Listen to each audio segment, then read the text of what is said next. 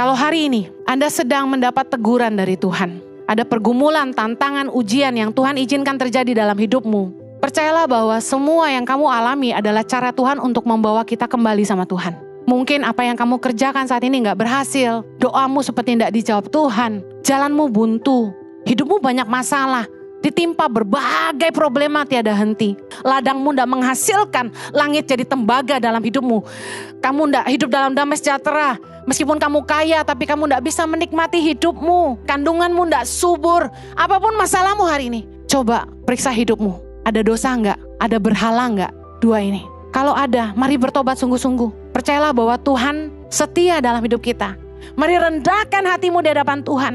Mari periksa hidupmu dan minta Tuhan memulihkan hidupmu. Saya percaya memang Tuhan mendidik, tapi Dia juga yang menghibur kita. Amen.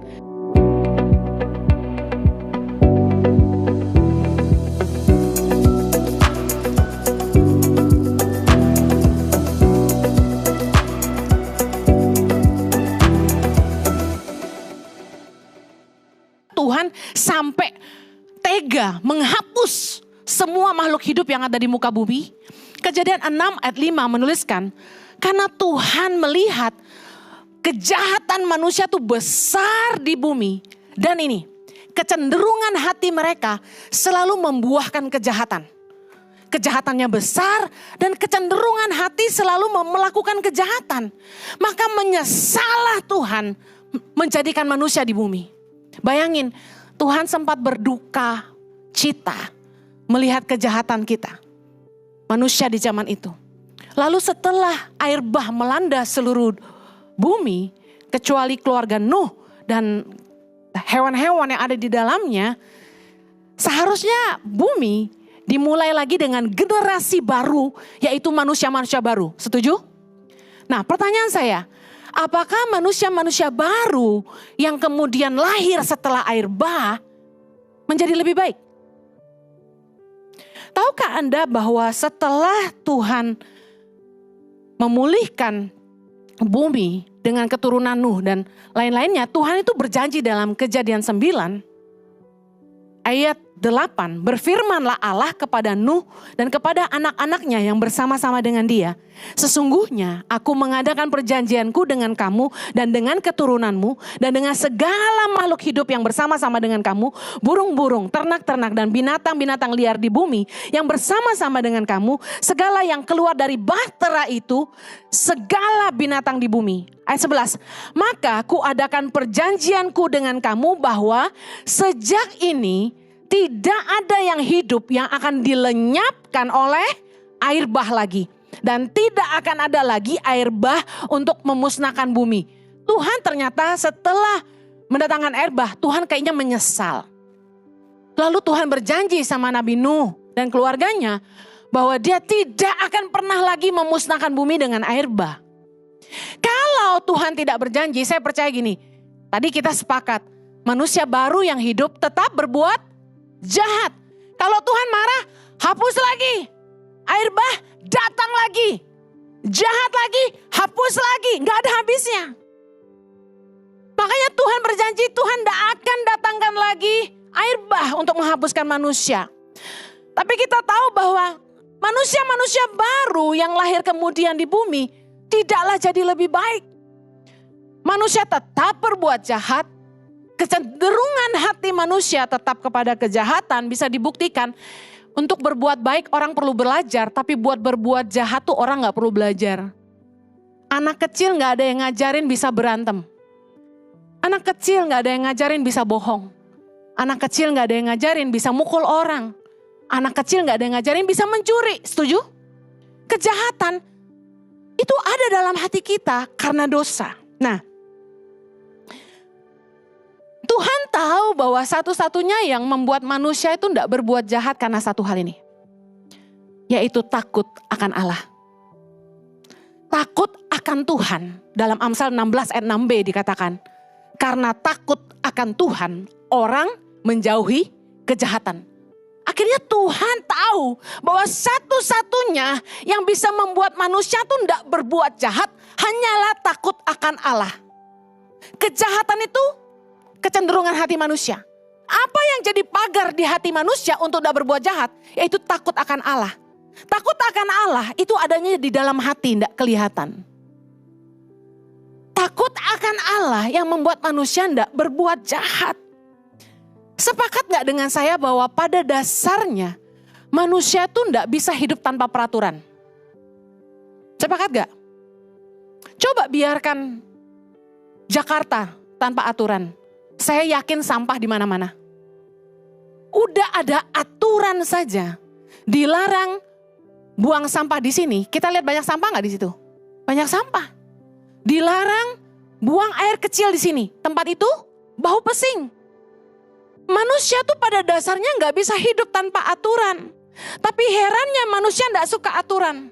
Nah Tuhan kemudian, memang Tuhan janji tidak akan mendatangkan air bah, tapi Tuhan memberikan pilihan kepada manusia.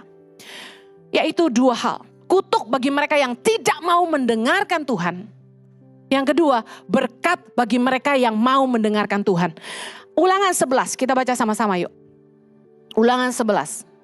Karena tidak mungkin Tuhan hapus bumi terus dengan air bah. Jadi akhirnya Tuhan kasih pilihan aja sama manusia. Ulangan 11 ayat 26, baca sama-sama.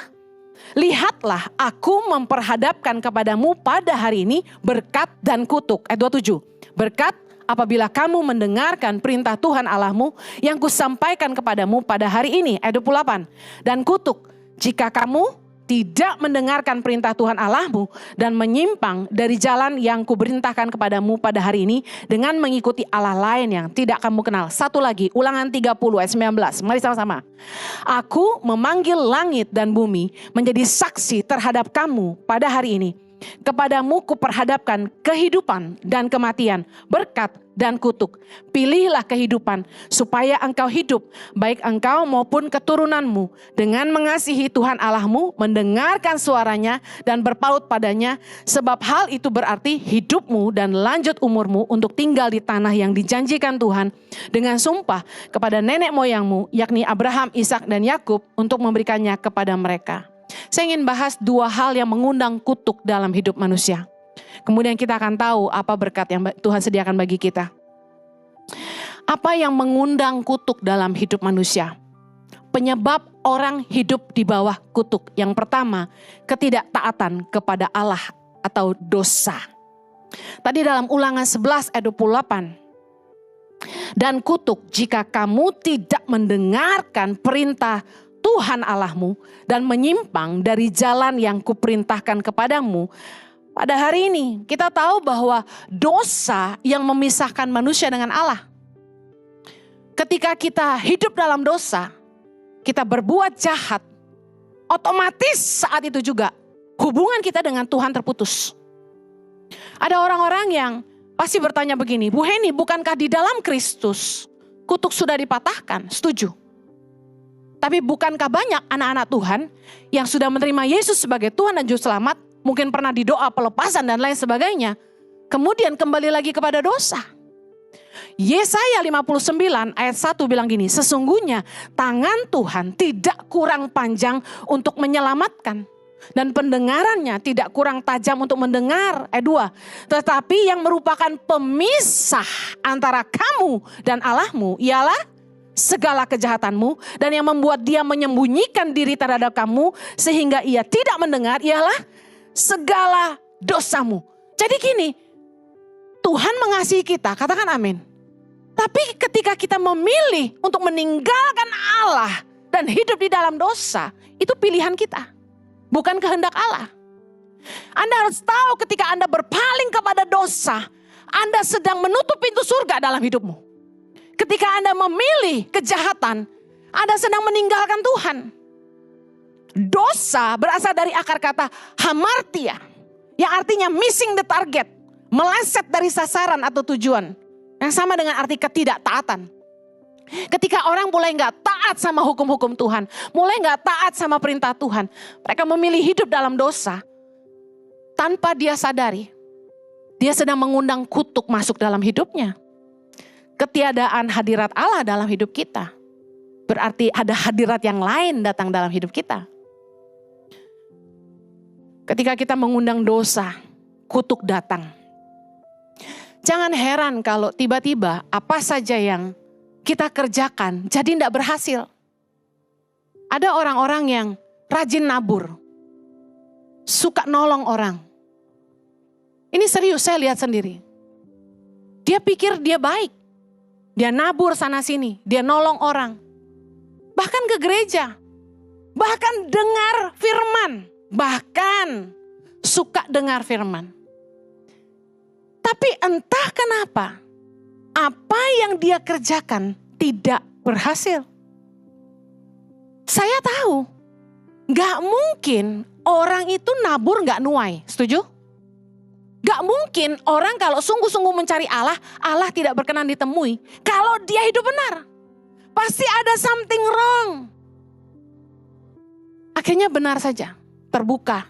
Tiap kali saya dan suami melayani orang-orang demikian, akhirnya kami menemukan mereka menutupi dosa mereka di hadapan kami.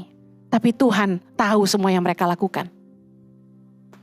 Saya kadang-kadang bisa gak habis pikir bagaimana orang tuh bisa selingkuh, main perempuan, bisa judi, bisa minum, bisa hidup dalam mabuk, pesta pora, kenajisan. Tapi bisa berlagak baik-baik saja gitu loh. Manusia bisa ditipu, Tuhan tidak bisa ditipu. Ada yang mungkin ke gereja bahkan pelayanan. Tapi sebenarnya maaf, dia kumpul kebo di rumah. Belum diberkati di dalam Tuhan, sudah serumah, punya anak lagi. Dan yang luar biasa kami temukan, maaf, mereka lesbian. Di gereja kita sering ditipu kan? Kita gak tahu. Tapi Tuhan Maha tahu. Pekerjaannya kayak gak diberkati Tuhan. Apapun yang dia kerjakan gak menghasilkan. Dengar baik, ketika engkau hidup dalam dosa, engkau sudah mengundang kutuk dalam apa saja yang engkau kerjakan. Kejadian 3 ayat 17. Ingat waktu Adam gak taat sama Tuhan? Lihat ayat 17. Lalu firman-Nya kepada manusia itu, karena engkau mendengarkan perkataan istrimu dan memakan dari buah pohon yang telah kuperintahkan kepadamu, jangan makan daripadanya. Maka, baca sama-sama, terkutuklah tanah karena engkau, dengan bersusah payah engkau akan mencari rezekimu dari tanah seumur hidupmu. Lihat, ketika kita tidak taat sama Tuhan, hamartia, artinya tidak tepat sasaran, tidak taat, hidup dalam dosa, tidak taat sama perintah Tuhan. Immediately, instantly, tanah terkutuk. Tanah di mana kita berdiri terkutuk. Kita nanam tidak tumbuh. Kerja apapun tidak ada hasil. Adakah Anda yang ngalamin ini? Anda bisa bohongi manusia, Anda tidak bisa bohongi Tuhan. Periksa apa yang kamu lakukan. Sudah benar belum ngejalanin bisnismu? Udah benar belum jalanin hidupmu? Mungkin di depan hamba Tuhan, kamu baik-baik saja. Mungkin jangan-jangan kamu hopengnya pendeta. Tapi dalam kehidupanmu, kamu hidup dalam kenajisan. Istrimu bisa ditipu, suamimu bisa dibohongi. Keluargamu bisa tidak tahu. Tapi Tuhan tidak bisa ditipu. Ulangan 28 ayat 23. Juga langit yang di atas kepalamu akan menjadi tembaga dan tanah di bawahmu pun menjadi besi. Ini artinya apa? Tidak ada berkat Tuhan. Langit jadi tembaga, tanah di bawah pun menjadi besi. Ada nggak orang yang hidupnya gini? Dia kerja apapun tidak berhasil. Bukannya untung malah buntung. Dimodalin orang tua habis. Pinjam uang bank habis. Dikasih pinjam uang sama istrinya habis. Bisnis apapun tidak ada jalannya. Seperti jalan tertutup. Hutang, lubang kanan kiri. Tutup lubang, gali lubang. Hidupnya kekurangan. Saya kasih tahu, mari periksa hidup kita. Karena yang mengundang kutuk dalam apapun yang kita kerjakan adalah dosa. Ketidaktaatan mengundang kutuk dalam hidup kita. Saya akan bacakan secara cepat karena ayatnya panjang. Anda baca sendiri di rumah. Ulangan 28 ayat 15. Tolong jangan bilang amin. Karena ini semua bacaan kutuk. Ulangan 28 ayat 15. Tetapi jika engkau tidak mendengarkan suara Tuhan Allahmu dan tidak melakukan dengan setia segala perintah dan ketetapannya yang kusampaikan kepadamu pada hari ini, maka segala kutuk ini akan datang kepadamu dan mencapai engkau. Lihat, ketidaktaatan mengundang kutuk. Ayat 16. Terkutuklah engkau di kota, terkutuklah engkau di ladang, terkutuklah bakulmu, tempat adonanmu, bla bla bla bla bla. Buah kandunganmu, hasil bumimu, anak lembu sapimu, kandungan kambing dombamu. Terkutuklah engkau pada waktu-waktu dan masuk dan keluar. Nah ini, aduh, Tuhan ngeri ya. Ayat 20. Tuhan akan mendatangkan kutuk, huru hara, penghajaran kantaramu, segala usaha yang kau kerjakan sampai engkau punah binasa, bla bla bla. Saya nggak enak bacainnya, karena ini bukan berkat. Ayat 21, Tuhan akan meletakkan penyakit sampar kepadamu sampai dihabiskannya engkau dari tanah kemana engkau pergi dan untuk mendudukinya. Tuhan akan menghajar engkau dengan batuk kering, demam kepialu, sakit radang, kekeringan, hama, penyakit gandum, semua itu akan mengurung engkau. Ini COVID kita sempat lewati ya. Kemudian ayat 23 tadi kita udah baca, langit di atas menjadi tembaga, tanah di bawah menjadi besi. Nah ayat 33 ini saya saksikan sendiri. Suatu bangsa yang tidak kau kenal akan memakan hasil bumimu dan segala hasil jeripayamu. Engkau akan selalu ditindas dan diinjak. Aduh, tahu gak sih? Ayat 43 juga sama. Orang asing yang ada di tengah-tengahmu akan menjadi makin tinggi mengatasi engkau, tetapi engkau menjadi semakin rendah. Ngeri. Saya gak akan teruskan pembacaan tentang kutuk, tapi kita bisa lihat firman Tuhan bahwa dosa mengundang kutuk. Ketidaktaatan membuat kita hidup di bawah kutuk, tapi sebaliknya, ketaatan kepada Allah membuat kita hidup di dalam berkat. Katakan amin. Saya akan bacakan ayat tentang berkat dan katakan amin. Amin. Ulangan 28. Jika engkau baik-baik mendengarkan suara Tuhan Allahmu dan melakukan dengan setia segala perintahnya yang kusampaikan kepadamu pada hari ini, maka Tuhan Allahmu akan mengangkat engkau di atas segala bangsa di bumi. Amin. Segala berkat ini akan datang kepadamu dan menjadi bagianmu jika engkau mendengarkan suara Tuhan Allahmu. Diberkatilah engkau di kota, diberkatilah engkau di ladang, diberkatilah buah kandunganmu, hasil bumimu, hasil ternakmu, yakni anak lembu sapimu dan kandungan kambing dombamu. Diberkatilah bakulmu dan tempat adonanmu. Diberkatilah engkau pada waktu masuk, diberkatilah engkau pada waktu keluar. Tuhan akan membiarkan musuhmu yang maju berperang melawan engkau terpukul kalah olehmu. Bersatu jalan mereka akan menyerangi engkau, tetapi bertujuh jalan mereka akan lari daripadamu. Tuhan akan memerintahkan berkat ke atasmu, di dalam lumbungmu dan di dalam segala usahamu. Yang akan memberkati engkau di negeri yang diberikan kepadamu oleh Tuhan Allahmu. Dan bla bla bla, karena panjang banget saya potong. Sekali lagi di ayat 14, apabila engkau tidak menyimpang ke kanan atau ke kiri dari segala perintah yang kuberikan kepadamu pada hari ini dengan mengikuti Allah lain dan beribadah kepadanya. Dengar baik, berkat Tuhan akan turun dalam hidup kita kalau kita memilih kebenaran. Kalau kita hidup dalam ketaatan. Amen. Anda mau undang berkat atau kutuk? Hal kedua yang mengundang kutuk dalam hidup kita. Tadi di ayat terakhir sudah dibilang. Dengan mengikuti Allah lain dan beribadah kepadanya. Apa yang mengundang kutuk dalam hidup kita? Yang kedua, yang terakhir. Berhala di hati kita. Ulangan 11 ayat 28 dikatakan. Dan kutuk jika kamu tidak mendengarkan, kemudian dengan mengikuti Allah lain yang tidak kamu kenal. Kalau kita tidak mau kutuk datang dalam hidup kita, jauhi penyembahan berhala. Jangan mau diajak teman, saudara, orang tua pergi ke dukun. Jangan bertanya kepada arwah-arwah, peramal-peramal, orang-orang pintar, padahal bodoh. Imamat 19 ayat 31.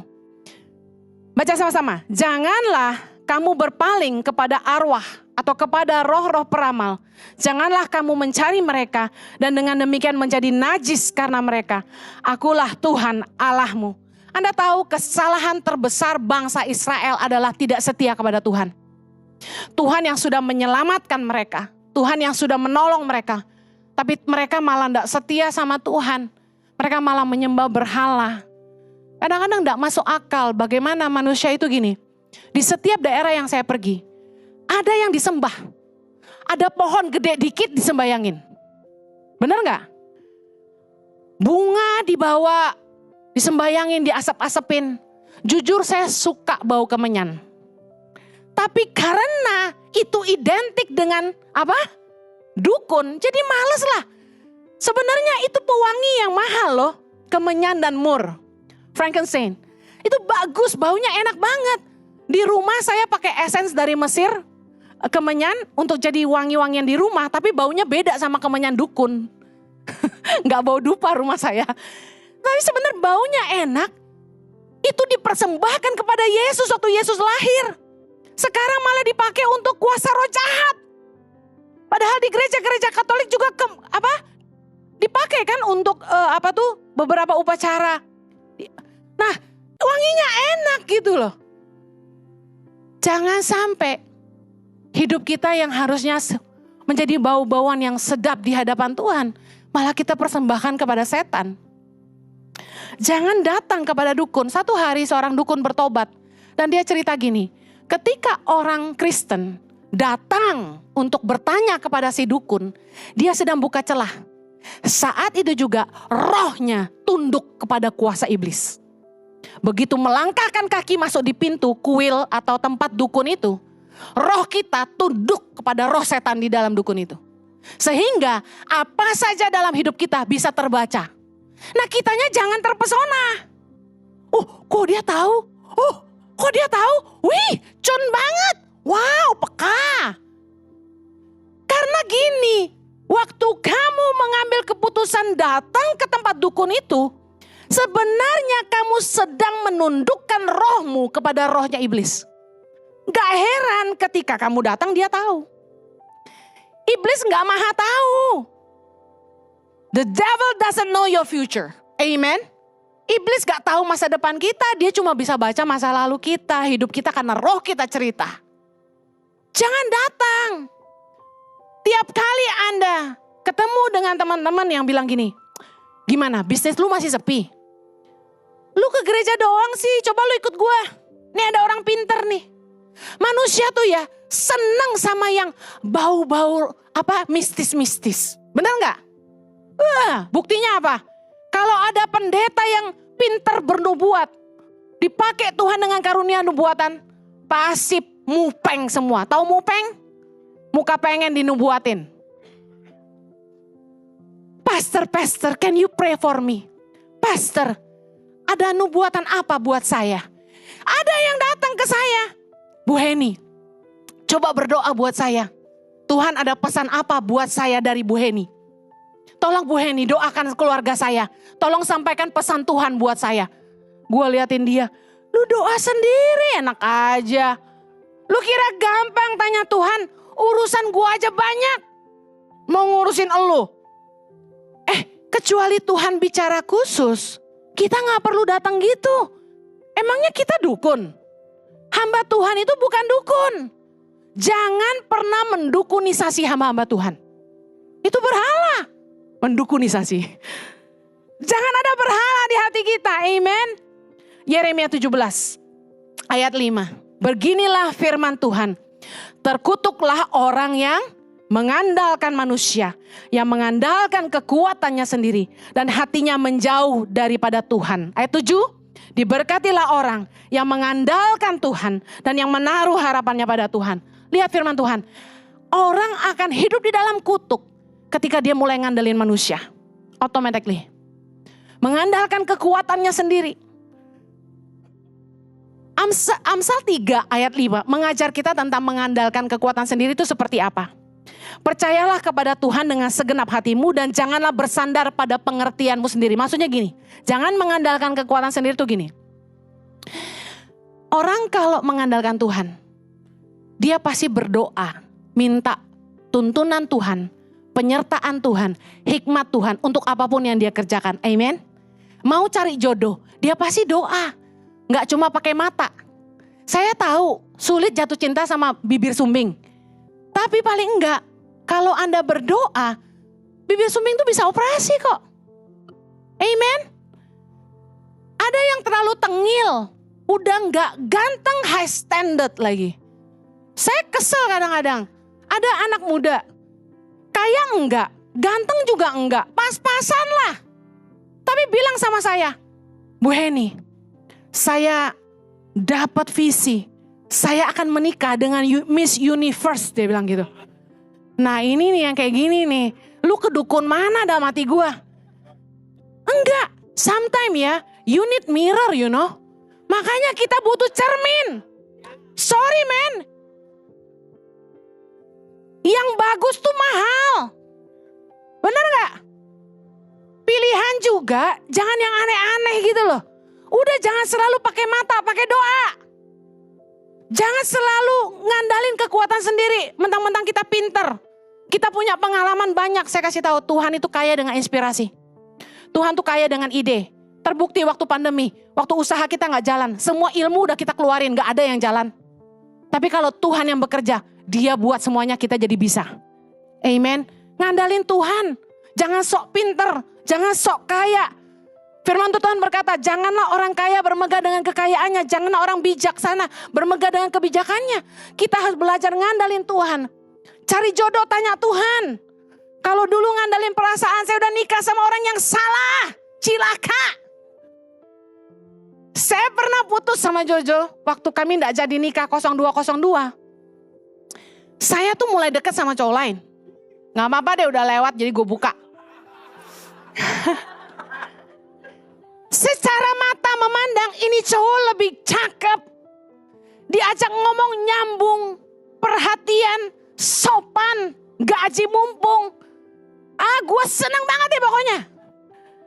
Anak orang kaya juga gitu kan. Bukan itunya. Jadi sebenarnya kan pernah tuh cewek-cewek tanya saya, Bu Heni boleh gak sebagai perempuan nembak duluan? Sepanjang sejarah hidup saya dikejar laki-laki, baru kali ini saya naksir orang. Serius. Saya naksir dan greget. Kenapa dia gak nembak gua gitu? Akhirnya kami dekat dan saya kasih signal I like you gitu kan. Tapi dengan dewasa dia ngomong sama saya. Dia bilang gini, panggilan hidup kita beda. Itu laki-laki yang kayak gini. Dia bilang, saya lihat kamu sama Jojo tuh sepadan. Kalian punya panggilan yang sama. Saya sama kamu jauh beda, dia bilang. Kita gak akan sejalan. Saya belum nembak dia, duduk gituin saya. Patah hati gue. Saat itu saya terenyuh, hancur, remuk, redam. Aku gak pernah ditolak cowok seumur hidup, tau gak? Serius. Biarpun gak beautiful banget gitu. Tapi hari itu saya sedih banget. Karena nih orang, aduh, gue suka. Untung Jojo ngejar saya lagi, saudara-saudara. Setelah gak jadi nikah itu. Untung Jojo kejar saya, pepet saya terus. Ayolah kita nikahnya jadi kapan? Kan udah putus, kok nanya nikah, saya bilang gitu. Beresin dulu tuh utang lo gitu kan. Mau kawin masih ngutang, ora iso. Tapi puji Tuhan. Kalau kita ngandelin mata, kita bisa salah. Ada cowok lain yang lebih ganteng dari Jojo, lebih kaya, lebih baik, Kristen juga. Keluarganya cukup punya nama, deketin saya, ngelamar saya langsung ke mama saya. Gentleman bos. Kalau pakai mata udah pasti salah. Makanya jangan ngandalin kekuatan sendiri. Saya doa dan saya pernah khotbah ini, Tuhan bilang gini, kalau kamu sama dia, kamu bahagia karena dia kaya. Tapi kalau kamu nikah sama Jojo, kamu menggenapi rencanaku dalam hidupmu. Tuhan gak pernah salah. Haleluya. Amsal 11 ayat 28. Siapa mempercayakan diri kepada kekayaannya akan jatuh. Jangan sampai kekayaan kita jadi berhala di hati kita. Lukas 12 ayat 15 Yesus berkata, berjaga-jagalah dan waspadalah terhadap segala ketamakan. Sebab walaupun seorang berlimpah-limpah hartanya, hidupnya tidaklah tergantung pada kekayaannya. Apa berhala di hatimu hari ini? Jangan suka ke dukun. Jangan tanya arwah-arwah. Jangan ngandalin kepengertianmu sendiri. Jangan ngandalin matamu. Ingat, kita ini suka salah karena kita ngandalin mata. Mari ngandalkan Tuhan. Tadi saya pesan, jangan sampai harta jadi berhala di hati kita. Cari Tuhan apa cari cuan? Asik ya. Jangan mendukunisasi hamba-hamba Tuhan.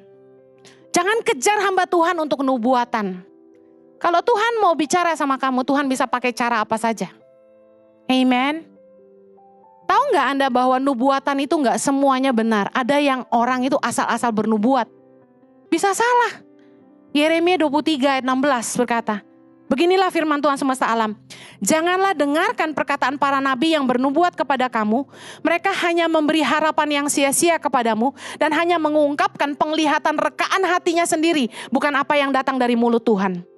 Hati-hati. Jangan sembarangan kejar-kejar hamba Tuhan untuk dengar nubuatan. Anda nggak tahu itu benar dari Tuhan atau bukan. Saya akhiri. Kalau hari ini Anda sedang mendapat teguran dari Tuhan. Ada pergumulan, tantangan, ujian yang Tuhan izinkan terjadi dalam hidupmu. Percayalah bahwa semua yang kamu alami adalah cara Tuhan untuk membawa kita kembali sama Tuhan. Mungkin apa yang kamu kerjakan saat ini nggak berhasil. Doamu seperti tidak dijawab Tuhan. Jalanmu buntu. Hidupmu banyak masalah. Ditimpa berbagai problema tiada henti. Coba periksa hidupmu. Ada dosa enggak? Ada berhala enggak? Dua ini. Kalau ada, mari bertobat sungguh-sungguh. Percayalah bahwa Tuhan setia dalam hidup kita.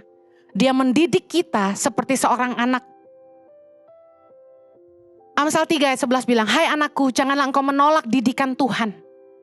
Janganlah engkau bosan akan peringatannya. Ayat 12, karena Tuhan memberi ajaran kepada yang dikasihinya, seperti seorang ayah kepada anak yang disayanginya. Ibrani 12 ayat 6, karena Tuhan menghajar orang yang dikasihinya, dan ia menyesah orang yang diakuinya sebagai anak. Jika kamu harus menanggung ganjaran, Allah memperlakukan kamu seperti anak. Di manakah terdapat anak yang tidak dihajar oleh ayahnya? Kalau saat ini Anda sedang mengalami pergumulan-pergumulan, sepertinya Tuhan tidak memberkati pekerjaanmu, apa yang kamu kerjakan selalu gagal, ladangmu tidak menghasilkan, langit jadi tembaga dalam hidupmu. Kamu tidak hidup dalam damai sejahtera, meskipun kamu kaya tapi kamu tidak bisa menikmati hidupmu. Doamu tidak dijawab Tuhan, kandunganmu tidak subur, apapun masalahmu hari ini, mari rendahkan hatimu di hadapan Tuhan. Mari periksa hidupmu dan minta Tuhan memulihkan hidupmu. Saya percaya, memang Tuhan mendidik, tapi dia juga yang menghibur kita. Amen. Saya akhiri Hosea 6 ayat 1. Mari kita akan berbalik kepada Tuhan. Sebab dialah yang telah menerkam dan akan menyembuhkan kita. Yang telah memukul dan akan membalut kita. Ayat 5 ayat 18. Karena dialah yang melukai tetapi juga yang membebat. Dia yang memukuli tetapi yang tangannya menyembuhkan pula. Hari ini jangan marah sama Tuhan. Mari datang sama Tuhan. Bersyukur kalau kita masih diajar Tuhan. Kalau kita masih dapat peringatan dari Tuhan, berarti dia masih sayang sama kita. Kalau sampai Tuhan sudah tidak peduli, artinya kita sudah masuk dalam cauan murka Tuhan. Berbalik dari jalan-jalan kita yang jahat. Mari datang sama Tuhan.